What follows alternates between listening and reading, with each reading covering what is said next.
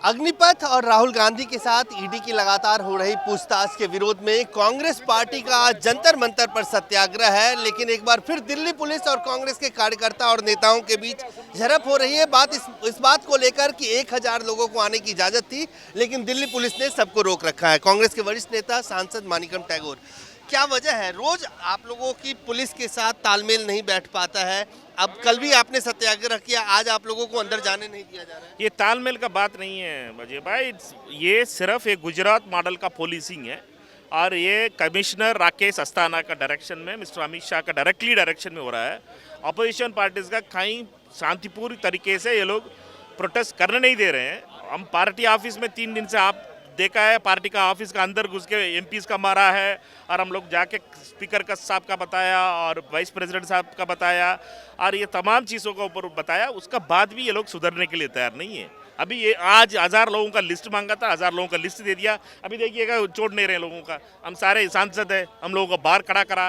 Police वालों का ये गुजरात मॉडल का पुलिसिंग दिल्ली में लागू है और ये लोग इस पूरी दिल्ली पुलिस का बदनाम करने में 2-4 ऑफिसर्स गुजरात से लगे हुए हैं। ये लोग दिल्ली पुलिस का बदनाम कर रहे हैं और दिल्ली पुलिस उन्हीं का इसमें नाच रही है। आज आप लोगों को राष्ट्रपति से भी आप लोगों की डेलीगेशन की मुलाकात होनी है। एक तरफ राहुल गांधी से ईडी की पूछताछ और दूसरी तरफ जो इस देश में एक आंदोलन, युवाओं का जो आक्रोश दिख रहा है अग्निपथ को लेकर, उसके मुद्दे पे भी आप लोग कल भी बैठे थे और आज भी बैठे थे। क्या आगे क्या करेगी कांग्रेस पार्टी, क्या स्टैंड है? कांग्रेस पार्टी ये धोखा है यूथ का साथ, मोदी जी का धोखा है यूथ का साथ, और ये अग्निपथ वापस लेना है और कांग्रेस पार्टी उस टाइम तक लड़ते रहेगी। और हमारा नेता राहुल गांधी जी का आदेश का ऊपर हम लोग लड़ते रहेंगे, रोड पे सड़क में लड़ते रहेंगे, पीसफुल तरीके से इसका सपोर्ट करेंगे और हमारा सत्याग्रह का चलता रहेगा।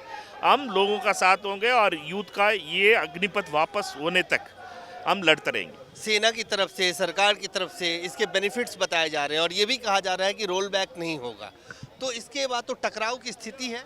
कैलाश जी का यूथ, विजय वर्गीस का स्टेटमेंट देखा है आपने? ये लोग क्या करना चाह रहे हैं इस अग्निपथ का, इनका मंशा, इनका अंदर का दिल का बात कर दिया कैलाश ने। और ये से इनका विचार ऑफिसर्स का और ब्यूरोक्रेट्स का लेके ये लोग उनका बलि का बकरा बना रहे हैं और ये सारे चीज़ उसमें कुछ होने वाला नहीं है। ये लोग लोगों का गुस्सा के सामने कोई भी सरकार झुकेगी और इस बार भी मोदी का सरकार तीसरी बार झुकेगी।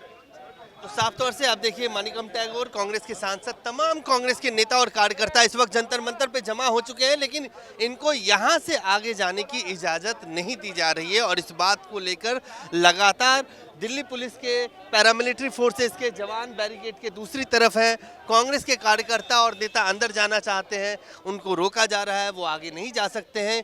आगे जंतर मंतर की तरफ एक इंतजाम किया गया है जिसमें कांग्रेस पार्टी का सत्याग्रह है। कई सारे लोगों को जो जल्दी आ गए वो उनको जाने के अंदर इजाज़त मिली, लेकिन बहुत सारे लोग, बहुत सारे सांसद और नेता अभी भी बाहर इंतज़ार कर रहे हैं।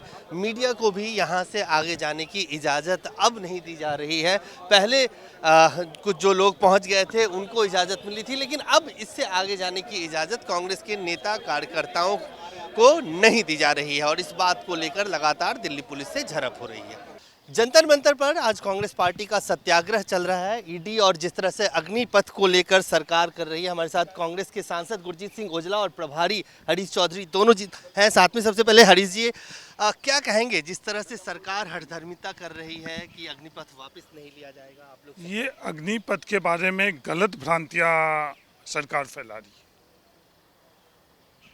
जो रिक्रूटमेंट है हम लोगों के सिपाहियों का, वो बंद कर पिछले 2 वर्षों से जो आर्मी के अंदर हम लोगों के सिपाही भर्ती होने थे वो नहीं हुए और इस साल से उन्होंने ये फैसला ले लिया है कि अगले वर्षों के अंदर कोई भी रेगुलर भर्ती नहीं होगी और इस भर्ती के माध्यम से ही सिपाही की भर्ती होगी। और तमाम तरह की भ्रांति तमाम स्तर पर फैलाई जा रही है। ये नहीं तो देश के सुरक्षा के लिए ठीक है, नहीं देश के नौजवानों के रोजगार के लिए। कल भी आप लोग सत्याग्रह पे बैठे थे, आज फिर ईडी पूछताछ करेगी राहुल गांधी से। हमने देखा है दिल्ली पुलिस से लगातार आप लोगों की एक तरह से झड़प हो रही है, अंदर नहीं आने दिया जा रहा है, क्या कहेंगे? ये राहुल गांधी जी की आवाज़ क्यों दबाना चाहते हैं? कि राहुल गांधी जी देश के अंदर हर मुद्दे पर बड़ी मजबूती से स्पष्ट ढंग से उन मुद्दों के ऊपर अगवानी करते हैं, पैरवी करते हैं। ये चाहते हैं कि किसी भी संदर्भ में कोई भी आवाज़ जो सच्चाई की आवाज़ है वो इस देश के अंदर नहीं रहनी चाहिए। इसलिए ये राहुल गांधी को प्रताड़ित करना चाहते हैं, पर राहुल गांधी प्रताड़ित नहीं होंगे। सत्यमेव जयते। हमारे साथ गुरजीत सिंह ओजला जी भी हैं, पंजाब से कांग्रेस के सांसद और वरिष्ठ नेता। सर, पंजाब में देखा हमने कि कैप्टन अमरिंदर सिंह जो बीजेपी के साथ चले गए थे, उन्होंने भी इस स्कीम का विरोध किया है, फिर भी सरकार कह रही है कि लागू करेगी। तो कैप्टन साहब को तो ये पहले भी पता होना चाहिए कि इनकी सोच क्या है। उनको जीएसटी का, नोटबंदी का, किसानी संघर्ष का सब देख लेना चाहिए, क्योंकि उनकी एक सोच है। वो देश में राजकता फैलाना चाहते हैं। वो हिंदू मुस्लिम, हिंदू सिख, ये इसी बात पे वो राजनीति करना चाहते हैं। यही बात है अब नौजवानों को, जो 2 साल पहले एक नोटिफिकेशन, सरकार के नोटिफिकेशन के बाद उनकी भर्ती भी हो चुकी, मुकम्मल होना था, और वो लोग चिट्ठी की वेट कर रहे हैं कि हमारी जॉब मिलेगी। लेकिन जॉब क्या मिलनी है? अभी 17 में जॉब की मतलब 4 साल की जॉब है। 4 साल के बाद आपकी रिटायरमेंट है, ना पेंशन है, ना कुछ आप भविष्य है। सबसे बड़ी बात ये है, हम ये नहीं समझ पा रहे कि 4 साल में इनको वहाँ भर्ती कर कर बाद में उनको घर में भेजकर क्या लाभ मिलेगा देश को? तो कैलाश विजयवर्गीय ने कि बीजेपी दफ्तर की सुरक्षा की जिम्मेदारी, यही तो कह रहे हैं ना। अभी देश को दुश्मन से बचाना है। चाइना के साथ लड़ाई होती है, पाकिस्तान की लड़ाई होती है, जम्मू कश्मीर में आप मानो चाइना के बॉर्डर के साथ सीधी गोली चलती है, सीने पे गोली खाते हैं हमारे जवान। तो वो तो एक जज्बा आने में टाइम लगता है। उनको एक जज्बा होता है कि हमारा देश है, हम देश के लिए लड़ते हैं, मरते हैं, और वो जज्बा लाने के लिए उनका एक विषय भी सिक्योर होता है कि जॉब पूरी होगी, उसके बाद पेंशन भी होगी, उनका एक मान सम्मान भी सोसाइटी में रहता है। लेकिन ये 4 साल वाली बात समझ में नहीं आ रही कि उसके बाद अच्छा ट्रेनिंग में कितना पैसा खर्च होगा, कितना एम्यूनिशन खर्च होगा, कितना उनके ऊपर उनको मतलब बनाने में खर्चा करोगे, और उसके बाद उनको समाज में छोड़ दोगे। मानो किसी कोई गलत संगत में पड़ जाएंगे, तो वो तो उनको तो इतनी ट्रेनिंग तो कहीं से भी नहीं मिली होगी जितनी ट्रेनिंग उनके पास होगी। तो ये तो एक गलत परंपरा की तरफ बढ़ रहा है देश, और ये परंपरा एक समुदाय को लेकर, समाज में अलग अलग समुदाय को अलग अलग करके और देश को आगे बढ़ाने का तो हम कभी सोच भी नहीं सकते। ये देश के लिए घातक है, और कांग्रेस पार्टी सत्याग्रह कर रही है, और ये चलता रहेगा जब तक, क्योंकि कांग्रेस एक आवाज़ है, देश की आवाज़ है, और देश की आवाज़ हमेशा कांग्रेस की जुबान से निकलती है। चाहे बेरोजगार हो, चाहे मीडियम वर्ग हो, चाहे कोई किसान हो, मजदूर हो, हमेशा ही कांग्रेस की जुबान होती है। वो एक देश के उन लोगों का आवाज़ होती है जिनको कुचला जाता है। पंजाब में लगभग हर घर से कोई ना कोई फौज में है, वहाँ पे कितना असर देख रहे हैं कि 4 साल के लिए सिर्फ जाना, 4 साल के बाद रिटायर होके युवा घर वापस आ जाएगा, तो पंजाब के यूथ के परिप्रेक्ष्य में किस तरह से? बिल्कुल, वो भी अंधकार में है, वो भी बहुत परेशान है। सारा पंजाब, और ख़ासकर पंजाब नहीं, क्योंकि है बहुत बड़ा बॉर्डर एरिया है पाकिस्तान के साथ लगता, तो उनके साथ साथ उनकी फैमिली का भी एक बहुत बड़ा योगदान होता है। तो वो लोग खुद चाहते हैं। हमारे पास ऐसे गाँव हैं जहाँ पूरे गाँव से लोग मिलिट्री में जाते हैं, और लगातार जाते हैं। ऐसे गाँव जहाँ मानोगे कि 100 आदमी मिलिट्री में काम कर रहा है, जहाँ कर चुका है।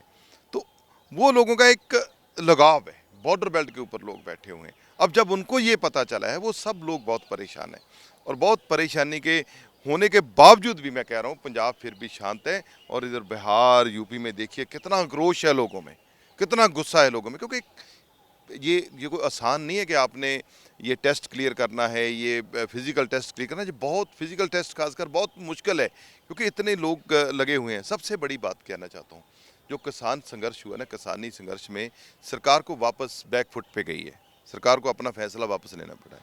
मेरे को लग रहा है जैसे किसान और मजदूर के बेटे, क्योंकि इसमें ज़्यादा फौज में यही आते हैं, उनको एक सज़ा की तरह ही है कि उनको एक सज़ा दी जा रही है कि आप 4 साल, अच्छा फिर आपकी जॉब भी हम कट देंगे। क्योंकि एक ही जॉब थी जहाँ किसान और मजदूर का बेटा अपने कह सकते हो हिक के जोर पे, अपने शरीर के जोर पे वो जा सकता था, लेकिन वो भी उन्होंने बंद कर दिया।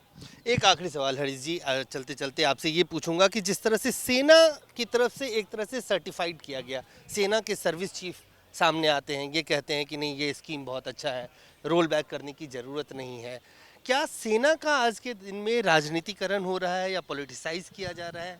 सेना के सर्विस चीफ को इस तरह से कहलवाना, सरकार आज तो उनको लग रहा है कि हमारी बात हम जनता के बीच में सेना के माध्यम से रख रहे हैं, पर देश हित में ये नहीं है।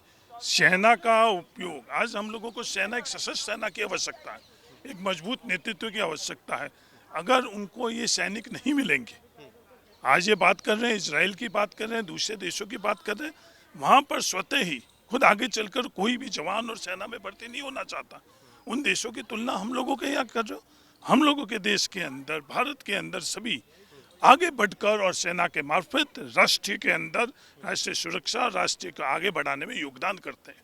तो बड़ा दुर्भाग्य है कि सेना के जो अधिकारी हैं उनके माध्यम से ये गलत बात जनता के बीच में रखी जा रही है। धन्यवाद। तो साफ तौर से सत्याग्रह जंतर मंतर पर कांग्रेस पार्टी का तमाम बड़े नेता यहाँ पे धीरे धीरे पहुँच रहे हैं।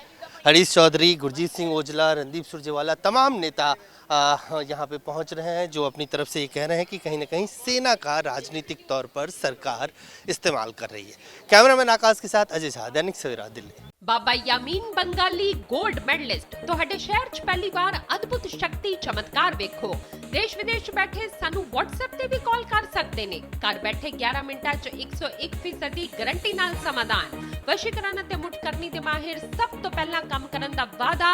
ਨੌਕਰੀ, ਪ੍ਰਮੋਸ਼ਨ, ਕਾਰੋਬਾਰ 'ਚ ਪਰੇਸ਼ਾਨੀ, ਘਰ 'ਚ ਝਗੜਾ, ਬਰਕਤ, ਔਲਾਦ ਕਹਿਣੇ ਤੋਂ ਬਾਹਰ ਹੋਣਾ, ਕੋਰਟ ਕੇਸ, ਤਲਾਕ, ਪ੍ਰਾਪਰਟੀ ਡਿਸਪਿਊਟ, ਗੁਪਤ ਰੋਗ, ਪੁਰਾਣਾ ਦਰਦ, ਪਤੀ ਪਤਨੀ ਚੰਬਨ, ਜਾਦੂ ਟੋਣਾ, ਮਨਮੋੜੀ ਵਸ਼ੀਕਰਨ ਕਰਵਾਉਣਾ ਜਾਂ ਤੁੜਵਾਉਣਾ, ਸੌਤਨ ਦੁਸ਼ਮਣ ਤੋਂ ਛੁਟਕਾਰਾ, ਸਦਾ ਲਈ ਰੁੱਸੇ ਨੂੰ ਮਨਾਉਣਾ, ਪਿਆਰ, ਮੁਹੱਬਤ। ਬਾਬਾ ਯਾਮੀਨ ਬੰਗਾਲੀ 96 435 032 21।